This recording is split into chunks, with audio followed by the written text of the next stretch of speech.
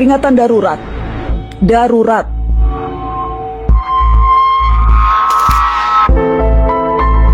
Kalau kalian melihat poster berwarna biru dengan tulisan peringatan darurat, ini memang darurat. Disebut darurat karena baru sekarang putusan MK langsung direspon DPR dengan membuat undang-undang yang dikebut hanya dalam 1 hari saja. Sekali lagi, 1 hari. Hari Selasa, Mahkamah Konstitusi memutuskan mengubah syarat ambang batas pencalonan kepala daerah. Partai atau gabungan partai politik tak lagi harus mengumpulkan minimal 20% kursi di DPRD atau 25% suara sah untuk mencalonkan kepala daerah dan wakil kepala daerah. MK juga memutuskan calon kepala daerah tingkat provinsi atau calon gubernur berusia 30 tahun saat ditetapkan oleh KPU sebagai kandidat resmi. Putusan MK ini cukup progresif karena agak menjauh dari budaya kekuasaan kita yang hobi menyodorkan kandidat yang sangat sedikit hasil hompimpah para elit. Setidaknya memungkinkan lebih banyak orang dan lebih banyak partai untuk maju dalam pilkada. Tapi semuanya batal, bubar. Besoknya DPR memutuskan ambang batas partai untuk mencalonkan pasangan dikembalikan ke aturan lama. Sedangkan usia kandidat diputuskan mengikuti keputusan Mahkamah Agung yang berusia 30 tahun saat dilantik.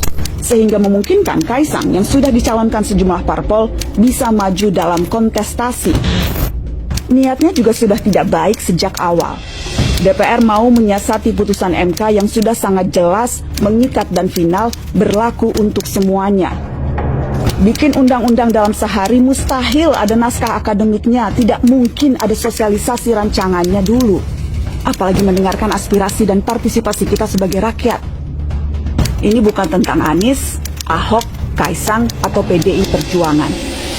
Mula-mula ini tentang bagaimana proses bernegara dilaksanakan dengan potong kompas sehingga melecehkan nalar wajar kita sebagai warga negara.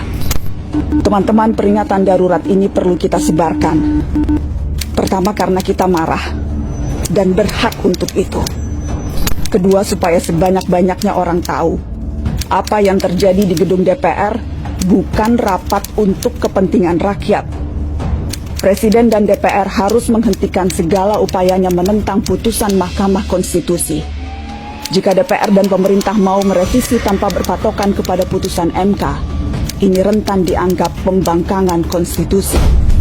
Dan saya cemas, pembangkangan konstitusi ini bisa berujung dengan pembangkangan sipil.